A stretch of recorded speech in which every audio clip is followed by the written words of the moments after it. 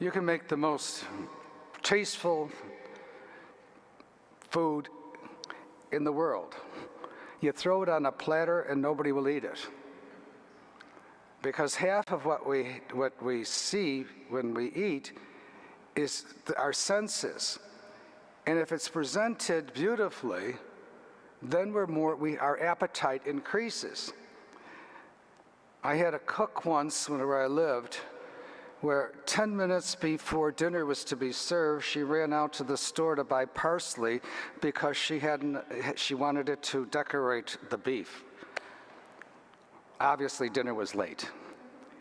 And the reason I'm making that story is that, Herodias' daughter was in a pickle. She had done a beautiful dance for Herod. And he said, "I'll give you anything you want." And she went to her mother. And all of a sudden, her mother said, "I want the head of John the Baptist on a platter." And Herodias' daughter was just dumbfounded. How could they do this? So I wouldn't be surprised if Herodias' daughter had the presentation done in such a way that it was something to behold. Basically, maybe to teach her mother and Herod a lesson. Herod made a very rash decision when he asked his wife what she wanted. And she said, the head of John the Baptist. And the daughter, of course, gets caught in the middle of all this and has to do what her mother says. And of course, a disaster takes place. John the Baptist's head is presented on a platter for all to glory at. Yet, who is the winner? No one, because they all lost.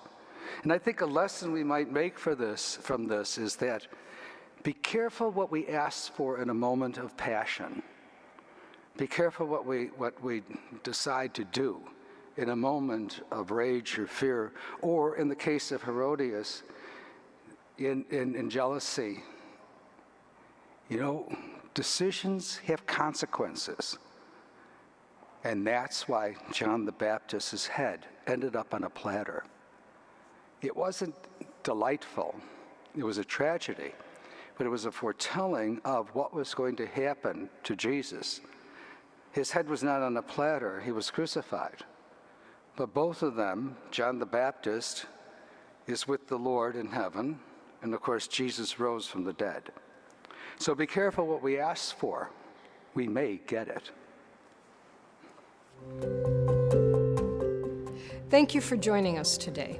Our digital ministry provides a valuable service to parishioners and visitors alike.